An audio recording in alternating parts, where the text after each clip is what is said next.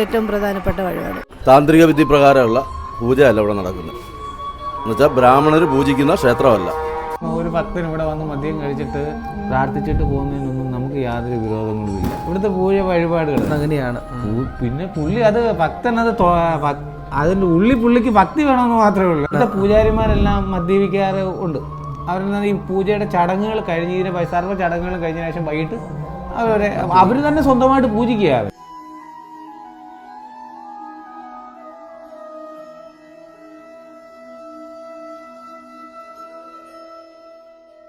ഞങ്ങളുടെ ഏറ്റവും പ്രിയപ്പെട്ട ഭക്തജനങ്ങൾക്ക് എല്ലാവർക്കും വിനീതമായ നമസ്കാരം.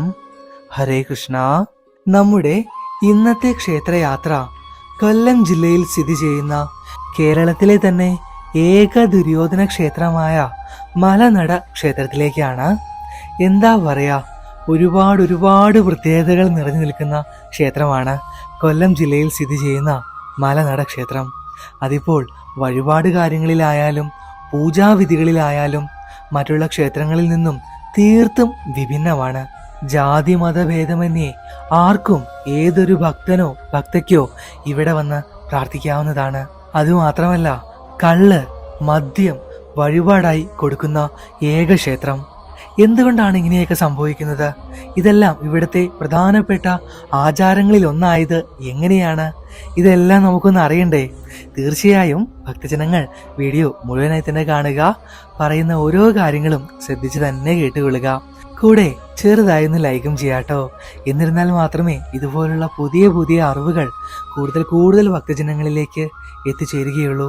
പിന്നെ ക്ഷേത്രവുമായി ബന്ധപ്പെട്ട് കൂടുതൽ കാര്യങ്ങൾ പറയുന്നത് ഞാനായിരിക്കില്ല, അവിടുത്തെ പ്രധാനപ്പെട്ട മേലധികാരികളായിരിക്കും. തുടക്കത്തിലെ ക്ഷേത്രവുമായി ബന്ധപ്പെട്ട ചെറിയൊരു ഐതിഹ്യം മാത്രം നമുക്ക് പറഞ്ഞു പോകാം. ബാക്കിയുള്ളതെല്ലാം അവർ പറയുന്നത് കേൾക്കാം. ശരി, അപ്പോൾ ഒട്ടും ദീർഘിപ്പിക്കുന്നില്ല. ഭഗവാന്റെ നാമത്തിൽ തന്നെ നമുക്ക് തുടങ്ങാം.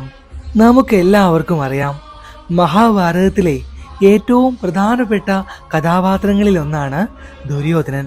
വെറും കഥാപാത്രമല്ല, പ്രധാനപ്പെട്ട വില്ലൻ കഥാപാത്രങ്ങളിലൊന്ന്. അങ്ങനെ നോക്കുമ്പോൾ കൊല്ലം ജില്ലയിലെ ഈ മഹാക്ഷേത്രം വില്ലൻ കഥാപാത്രത്തെ ആരാധിക്കുന്ന പ്രധാന ക്ഷേത്രങ്ങളിൽ ഒന്നാണെന്നും നമുക്ക് പറയുവാനായിട്ട് സാധിക്കും.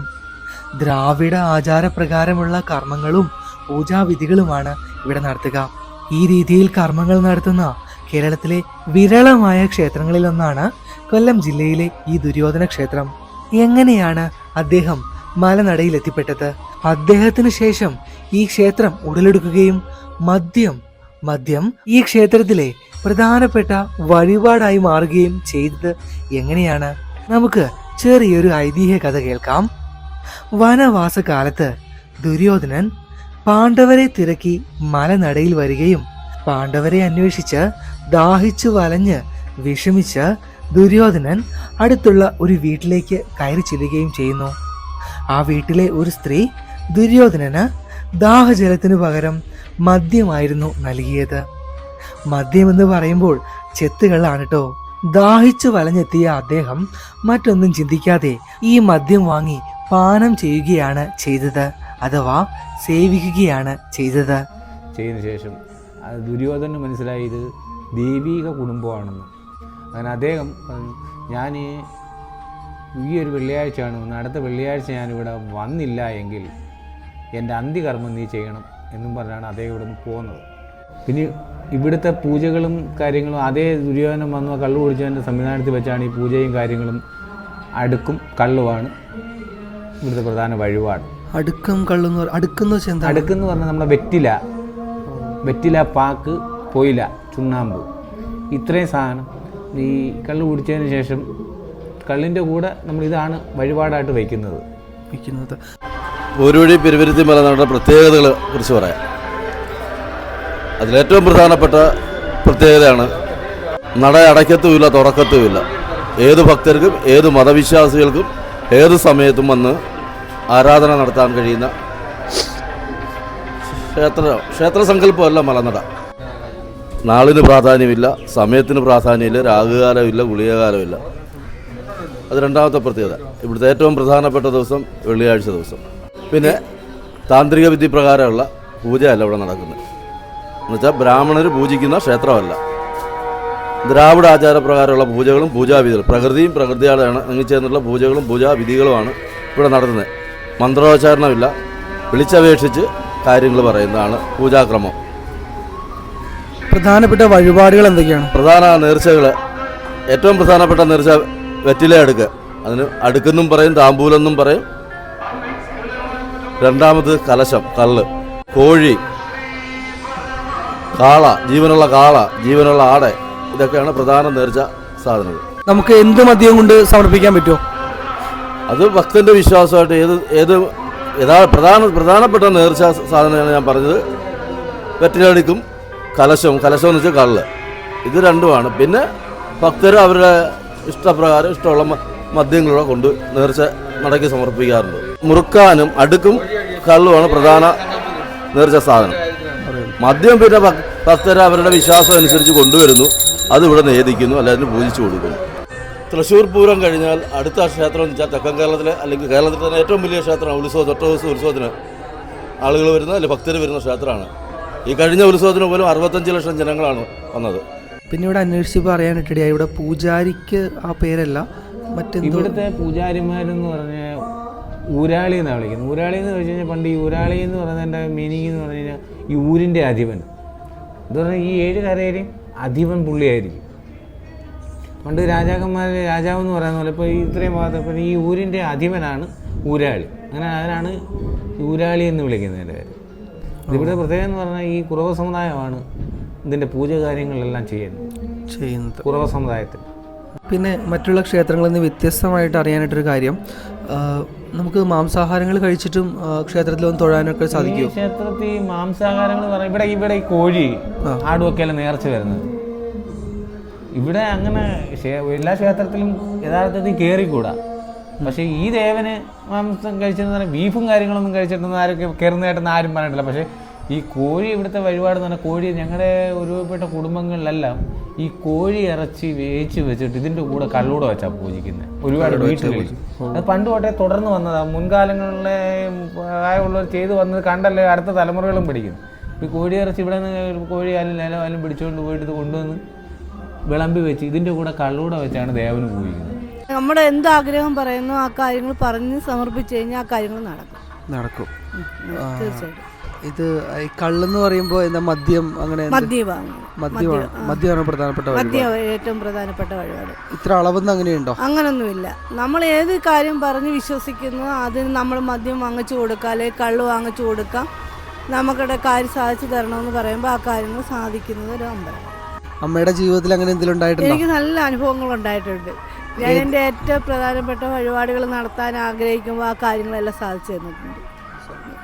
എല്ലാം നടന്നിട്ടുണ്ട്. എന്തെങ്കിലും ഓർമ്മയിൽ എന്തെങ്കിലും പറയാം? ഓർമ്മയിൽ എന്തെങ്കിലും ഞാൻ എന്തെങ്കിലും എൻ്റെ കാര്യങ്ങൾ പറയുമ്പോൾ ഞാൻ എന്തെങ്കിലും 3 കുപ്പി സാധനം വാങ്ങിച്ചു കൊടുക്കാമെന്ന് പറയുമ്പോൾ അങ്ങനെ എനിക്ക് കാര്യം സാധിച്ചിട്ട് ലോൺ കിട്ടിയിട്ടുണ്ട്, വീട് പണി നടന്നിട്ടുണ്ട്, എല്ലാ കാര്യങ്ങളും നടന്നിട്ടുണ്ട്. എന്താണ് ഏതാണ് ഭഗവാൻ ഏറ്റവും കൂടുതൽ ഭക്തജനങ്ങൾ വാങ്ങുന്ന ഏത് കള്ളും അടുക്കും? ഏത് മദ്യമാണ്? കള്ളും സാധാ കള്ളാണ്. സാധാ കള്ളും മദ്യമുണ്ട്. പിന്നെ മലപൂജ ഏറ്റവും കൂടുതൽ പ്രധാനം. മലപൂജ 501 രൂപ കൊടുക്കുമ്പോൾ മലപൂജ, അത് നമ്മുടെ ഏത് കാര്യത്തിനും അതിനകത്ത് എല്ലാ സാധനങ്ങളും ഉണ്ട്.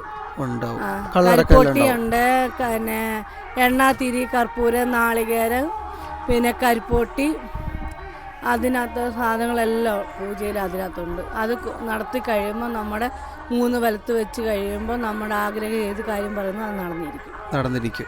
പിന്നെ അവസാനമായിട്ടൊരു ചോദ്യം ചോദിക്കുകയാണ്. അതായത് ഇപ്പോൾ മദ്യം ഇവിടുത്തെ പ്രധാനപ്പെട്ട വഴിപാടുകളൊന്നാണെന്ന് പറഞ്ഞു. ഇപ്പോൾ ഒരു ഭക്തൻ, ഭഗവാന്റെ ഏറ്റവും പ്രിയപ്പെട്ടൊരു ഭക്തൻ മദ്യം കഴിച്ചിട്ട് ഇവിടെ വന്നിട്ട് പ്രാർത്ഥിക്കുകയാണ്, നിങ്ങളത് കാണുന്നു, എന്നാലും കുഴപ്പമില്ലാത്തൊരു അവസ്ഥയാണോ ഇത്? നമ്മൾ ഈ ഒരു ഭക്തൻ ഇവിടെ വന്ന് മദ്യം കഴിച്ചിട്ട് പ്രാർത്ഥിച്ചിട്ട് പോകുന്നതിനൊന്നും നമുക്ക് യാതൊരു വിരോധങ്ങളും ഇല്ല. ഇവിടുത്തെ പൂജ വഴിപാടുകൾ അങ്ങനെയാണ്. പിന്നെ പുള്ളി അത് ഭക്തൻ അതിൻ്റെ പുള്ളിക്ക് ഭക്തി വേണമെന്ന് മാത്രമേ ഉള്ളൂ. അല്ല ഇവിടെ വന്നൊരു ഇറങ്ങി ഒരു വേറെ ആളോട്ട് എന്തെങ്കിലും കാര്യങ്ങളുണ്ടാകും നമ്മൾ പറയത്തില്ലെന്നും പോകാൻ പറയത്തില്ല, അത്ര മാത്രമേ ഉള്ളൂ. ഇവിടെ മദ്യം കഴിച്ചിട്ട് ഒരു പ്രശ്നങ്ങൾ ഇന്ന് വരെ ഉണ്ടായിട്ടില്ല. എന്താണ് പൂജാരിമാരെല്ലാം മദ്യപിക്കാറ് ഉണ്ട്. അവരെന്നാൽ ഈ പൂജയുടെ ചടങ്ങുകൾ കഴിഞ്ഞതിന് സർവ്വ ചടങ്ങുകളും കഴിഞ്ഞ ശേഷം വൈകിട്ട് അവർ തന്നെ സ്വന്തമായിട്ട് പൂജിക്കുക. എന്ന് പറഞ്ഞാൽ ഇവർക്ക് ഈ ക്ഷേത്രത്തിൽ നിൽക്കുന്ന പൂജാരിമാർക്കല്ല, അവർക്ക് നിത്യപൂജകളുണ്ട്. മദ്യപിച്ചിട്ട് പൂജ ചെയ്യില്ല, പക്ഷേ ശേഷം പൂജ ചെയ്തില്ല. കഴിഞ്ഞിട്ട് ഇത് കഴിഞ്ഞിട്ട് 6 മണി 7 മണിയൊക്കെ ആകുമ്പോൾ അവരുടെ പൂജയും കാര്യങ്ങളൊക്കെ അവർ തന്നെ ദേവനെ പൂജിക്കും. ഇപ്പം നമ്മളൊരു ക്ഷേത്രത്തിലൊരു പൂജാരിയാണ്, ആ നിവേദ്യം നമുക്ക് ചിലപ്പോൾ നമ്മുടെ വീട്ടുകളിൽ പോയെന്ന് നമ്മൾ ദേവനെ പൂജിക്കാറില്ല എന്ന് പറയുന്നത്. ശരി ശരി ശരി. അവസാനമായിട്ട് ഇത് ഒരുപാട് ഭക്തജനങ്ങൾ കാണുന്നതാണ്, എല്ലാവർക്കും ആഗ്രഹമുള്ളൊരു കാര്യമായിരുന്നു ഇങ്ങനെ ഒരു ഐതിഹ്യം അറിയാന്നുള്ളത്. അത് അങ്ങയുടെ നമസ്കാരം.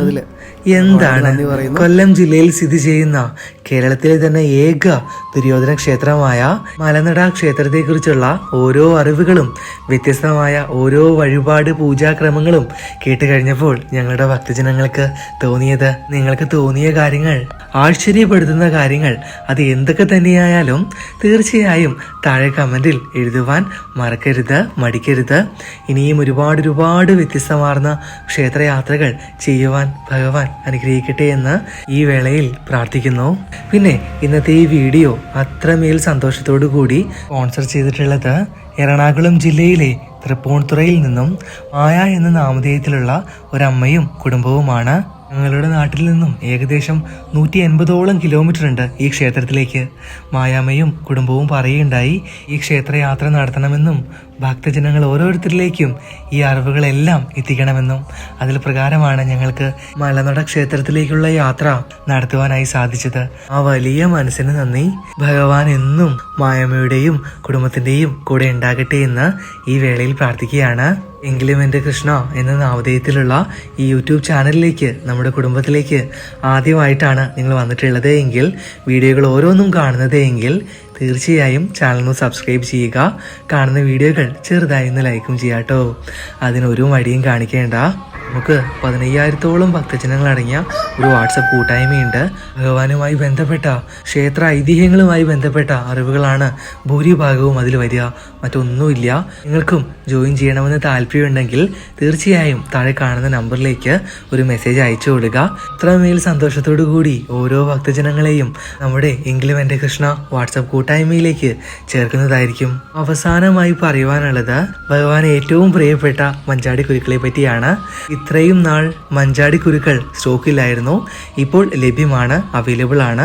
100 ഗ്രാം മുതൽ എങ്കിലും എൻ്റെ കൃഷ്ണ കൂട്ടായ്മയിൽ ഓർഡർ ചെയ്യാം. താഴെ കാണുന്ന ഈ നമ്പറിലേക്ക് മെസ്സേജ് അയച്ചിരുന്നാൽ മതി. അത്രമേൽ സന്തോഷപൂർവ്വം ഭക്തജനങ്ങൾ ഓരോരുത്തരുടെയും വീടുകളിലേക്ക് സ്പീഡ് പോസ്റ്റ് സംവിധാനം വഴി എത്തിക്കുന്നതായിരിക്കും. ശരി, അപ്പോൾ വേറെയൊന്നുമില്ല. എത്രയും പെട്ടെന്ന് തന്നെ അടുത്ത ക്ഷേത്ര വീഡിയോകളും ഭഗവാന്റെ വർണ്ണനകളും വഴിപാട് കാര്യങ്ങളൊക്കെ ആയിട്ട് നമുക്ക് കാണാം. ഭഗവാൻ ആ കള്ള കണ്ണൻ എല്ലാവരെയും 2 കൈയും നീട്ടി ഈ വേളയിൽ അനുഗ്രഹിക്കട്ടെ എന്ന് പ്രാർത്ഥിച്ചുകൊണ്ട് നിർത്തുകയാണ്. കാണാം, പാക്കലാം. നന്ദി, നമസ്കാരം.